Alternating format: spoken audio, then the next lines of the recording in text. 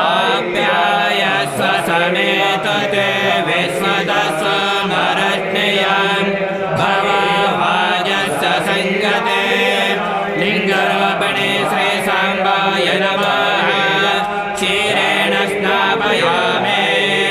ईशानमन्त्रेण शुद्धोदकेन स्नापयामि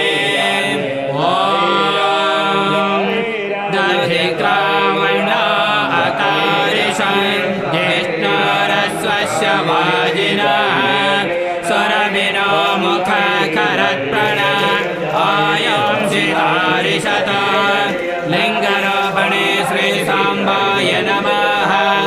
दद्मस्थापयामि तत्पुरुषमन्त्रेण शुद्धोदकेन स्थापयामि ॐ शुक्रमसे ज्योतिरसे तेजसे देववस्सवितोत्पन्ना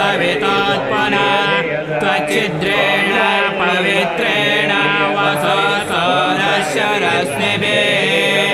लिङ्गरूपिणे श्री सांबाय नमः कृतेन स्थापयामि अघोरमन्त्रेण शुद्धोदकेन स्थापयामि